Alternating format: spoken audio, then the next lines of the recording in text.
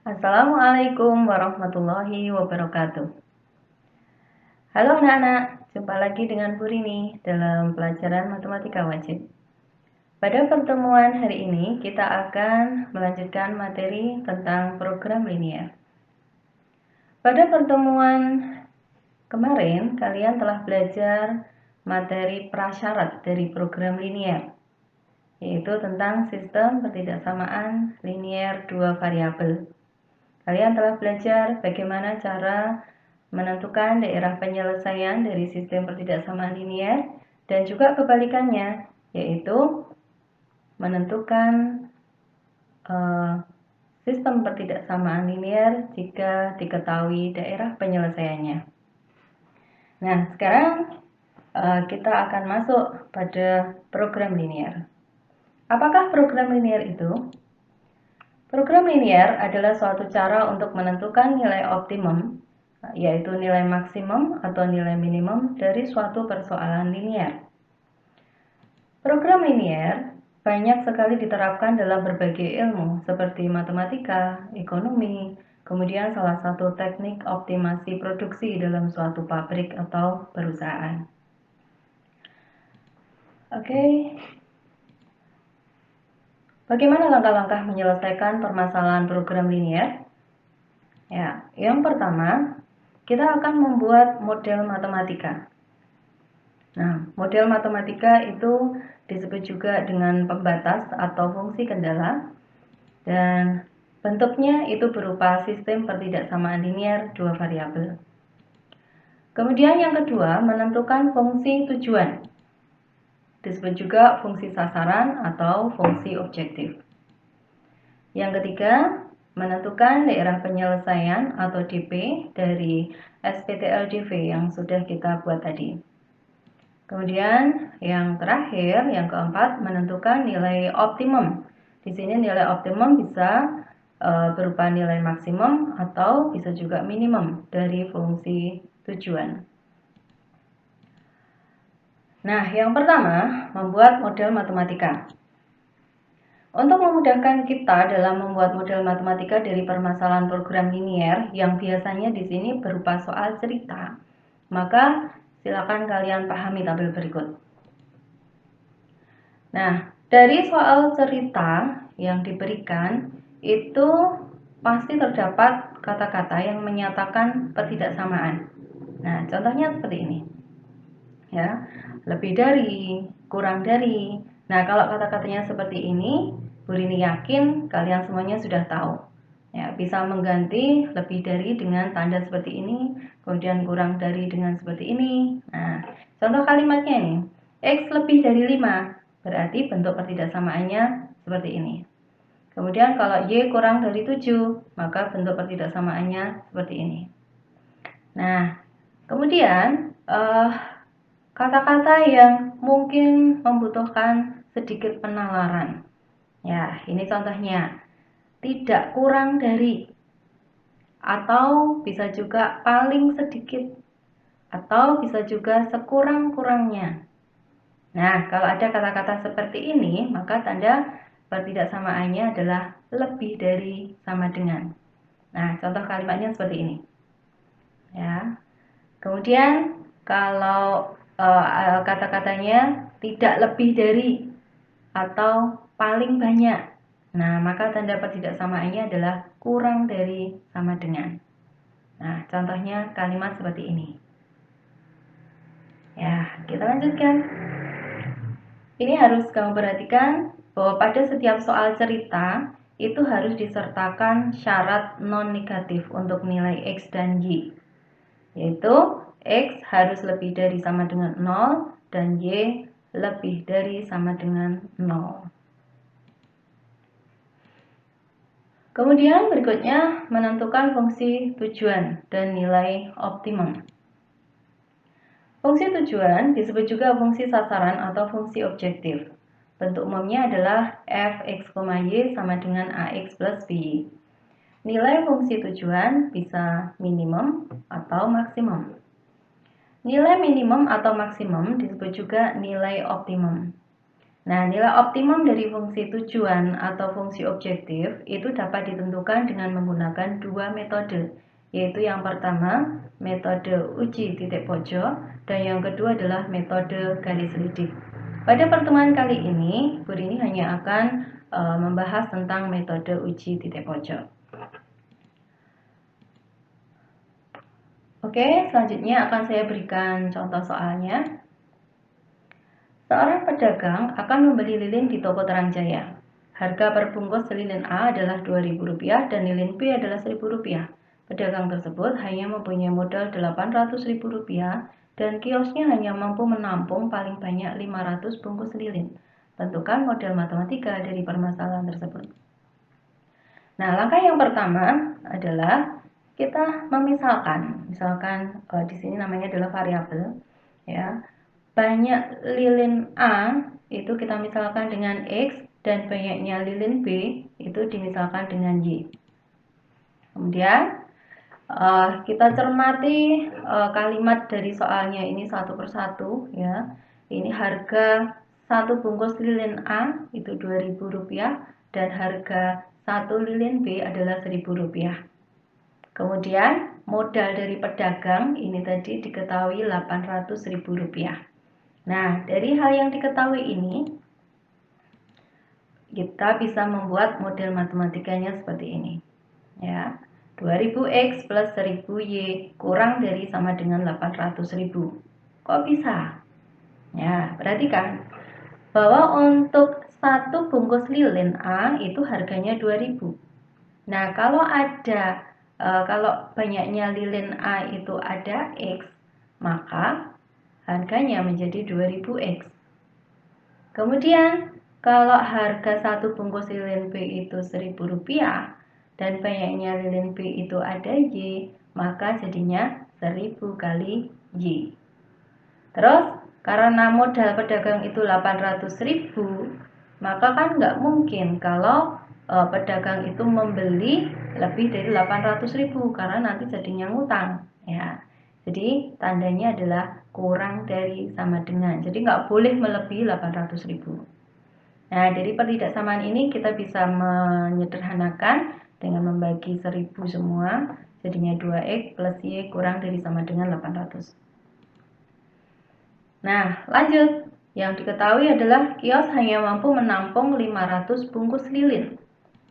Nah, dari sini kita bisa membuat pertidaksamaannya X plus Y kurang dari sama dengan 500. Jadi banyaknya lilin A ditambah banyaknya lilin B itu tidak boleh lebih dari 500 atau kurang dari sama dengan 500.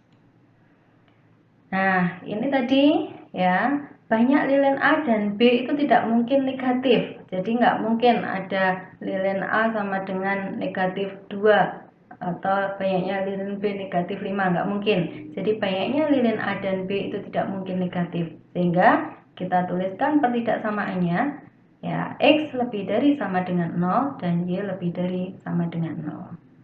Ya, sehingga model matematikanya adalah, nah, ada 4 ini tadi. Ya, 2X plus Y kurang dari sama dengan 800, X plus Y kurang dari sama dengan 500, X lebih dari sama dengan 0, dan Y lebih dari sama dengan 0. Ya, jelas anak-anak? Ya. Kita lanjutkan. Yang kedua. Seorang penjahit pakaian mempunyai persediaan kain polos 20 meter dan kain bergaris 45 meter. Penjahit tersebut akan membuat pakaian model A dan model B. Model A memerlukan 1 meter kain polos dan 3 meter kain bergaris. Model B memerlukan 2 meter kain polos dan 1 meter kain bergaris. Laba dari pakaian model A Rp20.000 dan model B Rp15.000. Buatlah model matematika agar penjahit tersebut mendapat laba maksimum. Ya. Langkah yang pertama, kita misalkan seperti tadi. Ya, di sini sebagai variabelnya adalah pakaian model A dan pakaian model B. Kita misalkan banyak pakaian model A sama dengan X dan banyak pakaian model B sama dengan Y. Nah, untuk memudahkan kita dalam membuat pertidaksamaan atau membuat model matematikanya, kita bisa membuat tabel. Ya, di sini sebagai variabelnya adalah pakaian model A. kita misalkan dengan X tadi, dan bagian model B dengan Y. Kemudian di sini ada persediaan, ya. Kemudian diketahui bahwa masing-masing model baju tadi membutuhkan kain polos dan kain bergaris.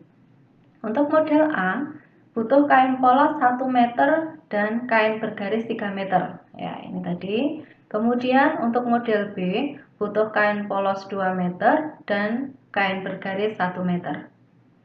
Terus untuk persediaannya, kain polos ini 20 meter. Ya, kita masukkan di sini, dan kain bergarisnya 45 meter. Kita letakkan di sini.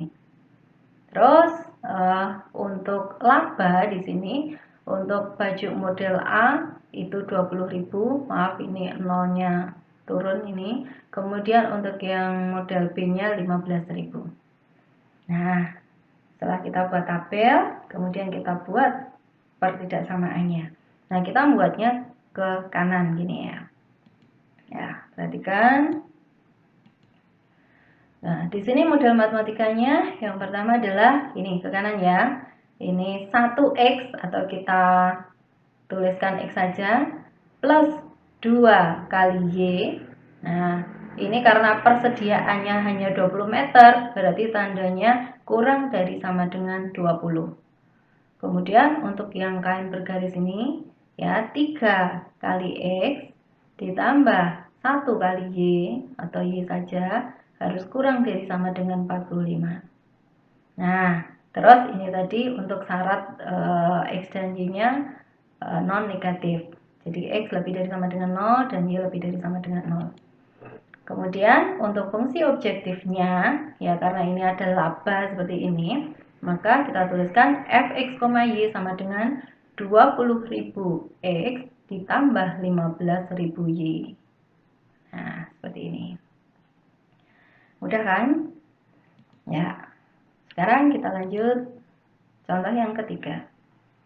Nah, di sini kalian sudah diberikan SPTLDV-nya seperti ini. Dan fungsi objektifnya fxy sama dengan 5x plus 3y. Kalian disuruh menentukan daerah penyelesaian atau DP, kemudian menentukan nilai maksimum dari fungsi f atau fungsi objektifnya. Ya, yuk buka memori kalian pada materi yang sebelumnya, ya. Kalian disuruh menggambar daerah penyelesaian. Di sini ada dua tidak samaan ya, X plus Y kurang dari sama dengan 10 dan 2X plus 3Y kurang dari sama dengan 24. Ya, kita ubah dulu menjadi sama dengan, terus kita buat tabel bantunya.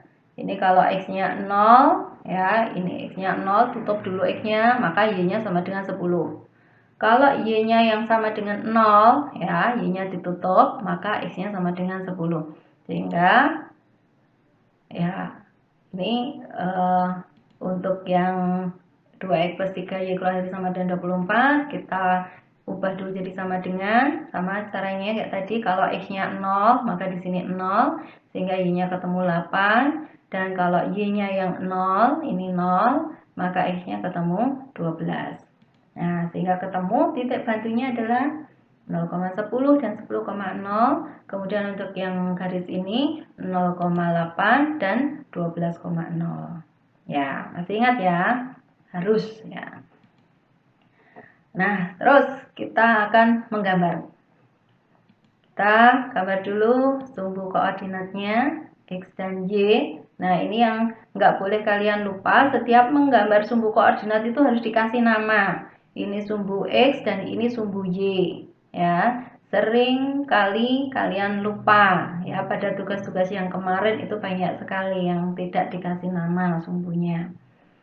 Terus ini titik 0. Kemudian untuk garis yang pertama, ya ini titik bantunya adalah tadi 0,10 dan 10,0. Kita buat garisnya, ya. Terus kasih nama di ujungnya X plus dan 10. Terus di sini tandanya kurang dari. Berarti, nah karena ini koefisien X-nya positif, maka kalau kurang dari, DP-nya di sebelah kiri garis. Maka daerah di sebelah kanan garis diarsir. Ya. Lanjut. Sekarang untuk yang pertidaksamaan kedua. Tadi titik bantunya adalah 0,8 dan 12,0. Kita hubungkan. Ya. Terus kasih nama. Kemudian lihat tandanya. Kurang dari sama dengan. Koefisien X positif berarti kalau kurang dari, DP-nya berada di sebelah kiri garis, di sebelah kanan diarsir. Ya. Nah, lanjut. Yang berikutnya, X lebih dari sama dengan 0. Berarti kita buat garis X sama dengan 0. Masih ingat ya, X sama dengan 0 itu berarti memotong sumbu X di titik 0. Kalau memotong sumbu X berarti ini berimpit dengan sumbu Y. Nah, nih kita kasih nama X sama dengan 0. Tandanya lebih dari. Berarti DP-nya di sebelah kanan. Sebelah kirinya garis diarsir. Ya. Lanjut yang terakhir, Y lebih dari sama dengan 0. Kita buat garis Y sama dengan 0. Berarti memotong sumbu Y di titik 0. Sehingga nanti berimpit dengan sumbu X. Ya, kita kasih nama. Ini Y sama dengan 0.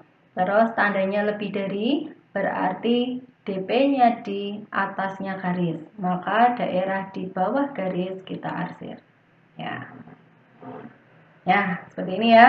Maka daerah penyelesaiannya adalah daerah yang bersih ini. Nah, disinilah DP-nya. Nah, kemudian kalian lihat daerah penyelesaian ini dibatasi oleh 4 titik pojok ya. Ini 1, 2, 3, 4. Nah, sekarang dengan menggunakan metode uji titik pojok, ya kita lihat satu persatu titik pojoknya. Yang pertama, ya di sini kita kasih nama A. Kemudian yang kedua di sini B, yang ketiga di sini C, dan keempat di sini D. Ya, berarti ada 4 titik pojok. Nah, untuk titik A, B, dan D, Bu Rini yakin kalian pasti sudah mengetahui berapa koordinatnya, ya. Ya, untuk yang titik C ini bagaimana cara mengetahui titiknya atau koordinatnya? Ya, kalian lihat bahwa titik C ini adalah titik potong antara dua garis. Garis X plus Y sama dengan 10 dan garis 2X plus 3Y sama dengan 24. Berarti untuk bisa menemukan koordinat dari titik C-nya, maka dua garis ini kita eliminasi. Ya, seperti ini. Ya, titik C adalah titik potong dua garis ini, maka kita eliminasi ini, ketemu ya. Bu Rini yakin pasti pada masih ingat semuanya ya bagaimana cara mengeliminasi. Nah, ini ketemu Y-nya sama dengan 4. Kemudian untuk nyari X-nya, kita substitusikan Y sama dengan 4 ke sini boleh, atau ke yang bawah juga boleh. Ini saya pilih yang atas, ke X plus Y sama dengan 10, maka X-nya ketemu sama dengan 6. Jadi titik C-nya adalah 6,4. Nah, sekarang kita daftar satu persatu, kita buat tabelnya saja biar efisien ya tempatnya. Nah, kita daftar satu-satu. Untuk titik pojoknya, titik A adalah 0,0, B-nya 0,8, C-nya 6,4, dan D-nya 10,0. Kita masukkan ke fungsi objektifnya tadi yang diketahui tadi, fxy sama dengan 5x plus 3y. Ya, kalau x-nya 0, y-nya 0, maka hasilnya juga 0. Kalau x-nya 0, y-nya 8, ketemu hasilnya, masukkan ke sini, berarti 5 kali 0 ditambah 3 kali 8 sama dengan 24. Kalau C 6,4, maka fxy-nya sama dengan 42. Kemudian untuk yang D 10,0, fxy-nya sama dengan 50. Nah, dari hasil yang kita peroleh ini, kalau pertanyaannya adalah berapa nilai maksimumnya, maka kita pilih nilai yang paling besar, yaitu 50. Ya, jadi nilai maksimum sama dengan 50. Nah, kalau ditanya berapa nilai minimumnya, ya kita pilih nilai yang paling kecil, yaitu 0. Nah, sekian dulu materi hari ini. Terima kasih atas perhatiannya. Selamat belajar. Assalamualaikum warahmatullahi wabarakatuh.